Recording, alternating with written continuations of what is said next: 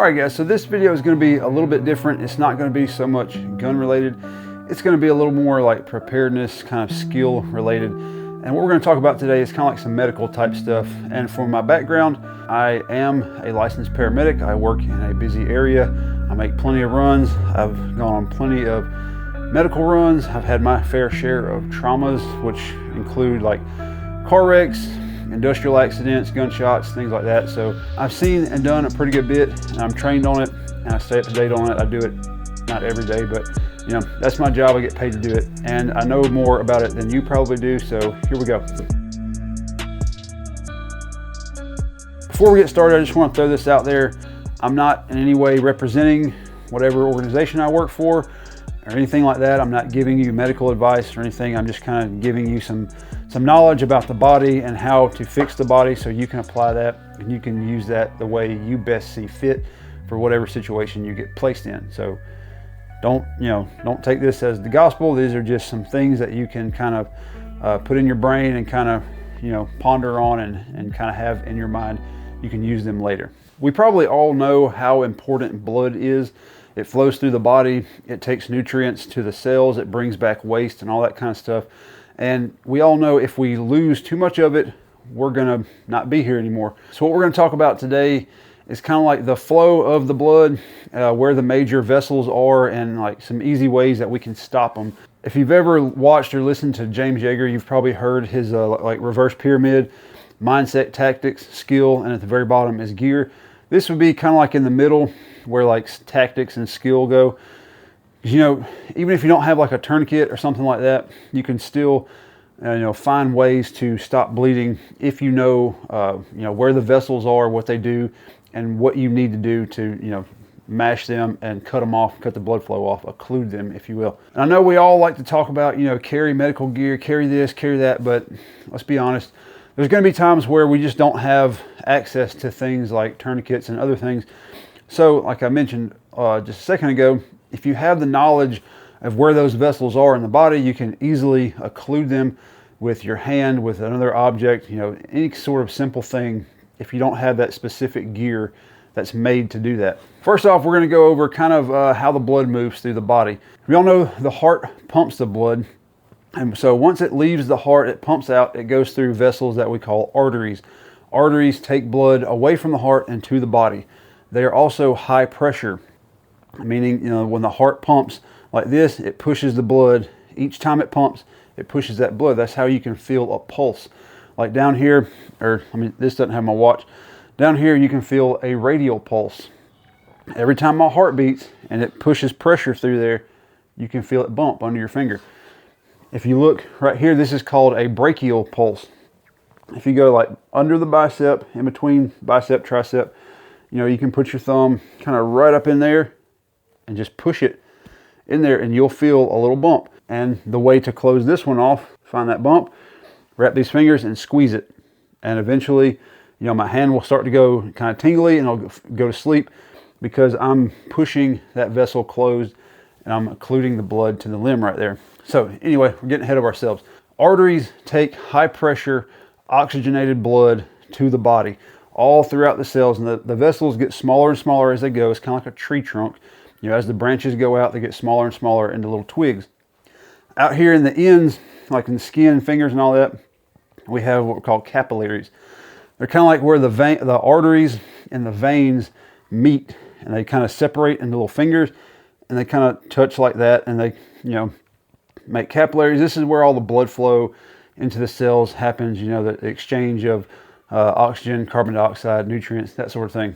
So the high pressure blood pumps through the arteries, goes through here, does its thing, and then it slowly gets pushed back through the veins back to the heart. So arteries take good blood out, they're high pressure, they go out, and then the veins bring that the used up blood back to the heart. They're low pressure.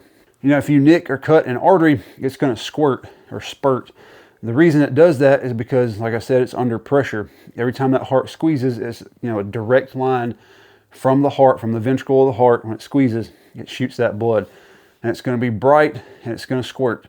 If you cut a vein, Not that important. It's going to be a little bit darker blood, and it's going to kind of pool. It's not going to squirt because it's under low pressure. It's just going to like pool or drip, you know, not going to be that big a deal. But fortunately for us, God designed our bodies in a magnificent way that we'll never fully understand.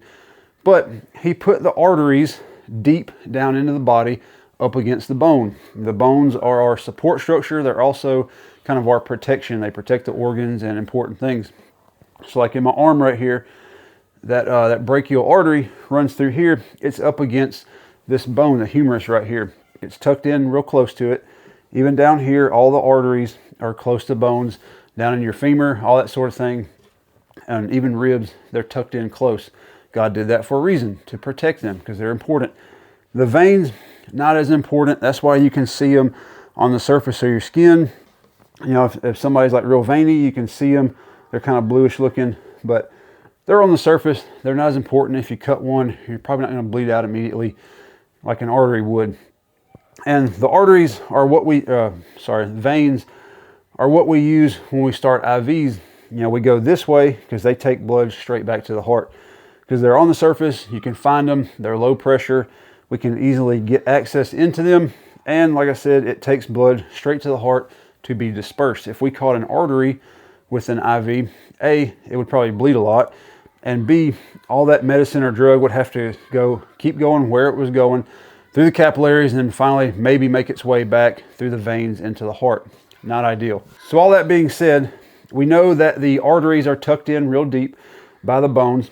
You know, when you come off the heart, it comes off the ventricles, goes into the aorta. It goes, some go up into the neck, the carotid arteries.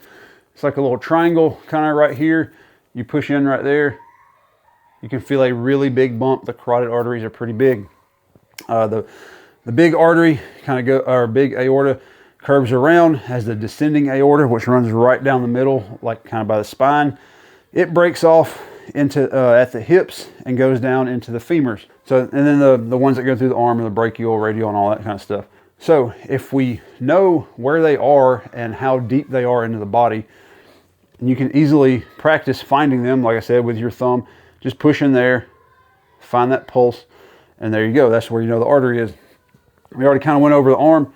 You can push in here, you can squeeze with the thumb on the inside and wrap around. If you've got one in the femur down here, you can put a knee in the groin. If you know what side it's going down, just drop your knee. If they're laying on the ground, smash your knee into their groin. It's not going to feel great. It's probably going to hurt, but you're going to stop or at least limit the blood flow and blood loss out of that lower extremity. So essentially what we're doing when we're trying to block those vessels and occlude the blood is, like I said, those vessels are real close to a bone, so those arteries. So what we're really doing is putting that artery between the bone and something else, and we're smushing it together. You're putting pressure against that hard bone inside there, and you're just flattening that artery.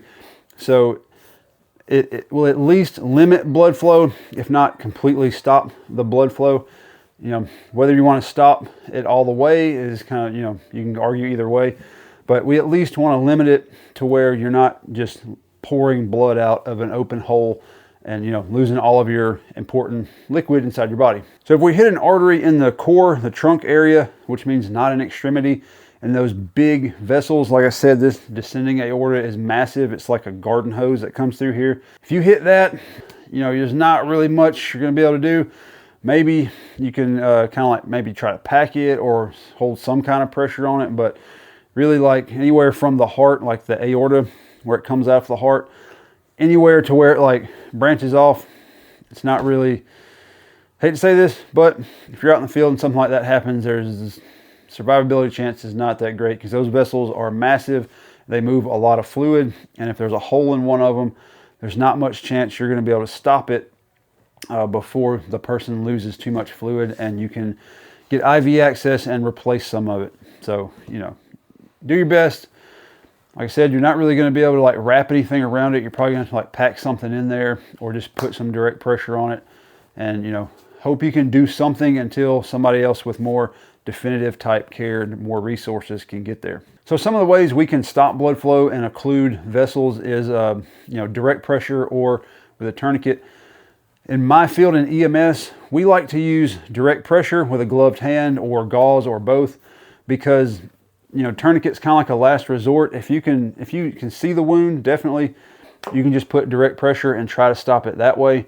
Now, if you're out, that's for us. You know, we have multiple people. We have a lot of resources on our truck and our bag, and it's all about time and opportunity. You know, we don't come in when it's dangerous, when, you know, something's still going on, or, you know, if the scene's not safe, we're not really going to go in there. So when we go, the scene is relatively safe, and we have hands.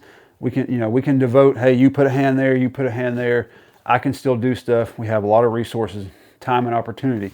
If you're out by yourself, something bad's going on, one of your family members gets cut, whatever else, resources aren't there, yeah, you might not be able to devote a hand or two to one wound and not be able to do anything else. So in that case, you might want to just throw a tourniquet or throw some kind of you know, occlusive wrap, high and tight, or, you know, 2 inches proximal, yeah, I think that's it, distal, proximal, yeah. You know, at least 2 inches above the wound in toward the body. So, you know, you want to stop it between the heart and the wound, obviously. But if you can't see the wound, you don't have time to look for it, just go as high as you can, that crease, high and tight, wrap it, get it to stop the blood flow. That will free up your hands. That will free up anything else. You can move the person at that point. You can use your hands to call 911, to do other things, you know, whatever else. So my point is, there's a little bit of a difference between how we handle it in EMS versus how you might handle it as a civilian in the field. Even in the military, they use tourniquets because it's all, like I said, all about time and opportunity. If you're getting shot at, you don't really have time to put a hand or waste, you know, a hand or two on one person's wound. You might have 2 guys that are hit. You might need to do what you can to fix it quick so you can grab him and move him out of the way. That being said, I can't tell you which one you need to do. You just kind of have to know about them and be able to use those tools in whatever situation you're in. And another little small thing, if you do stop a bleed with gauze or a wrap, don't move it. If it starts to like bleed more, don't pull that gauze or that wrap off, because any sort of clotting that has occurred already, you're just going to rip it open again. It's going to remove all that clot in there, and then you're just going to start from you know, square one. You're going to start from the ground up all over again.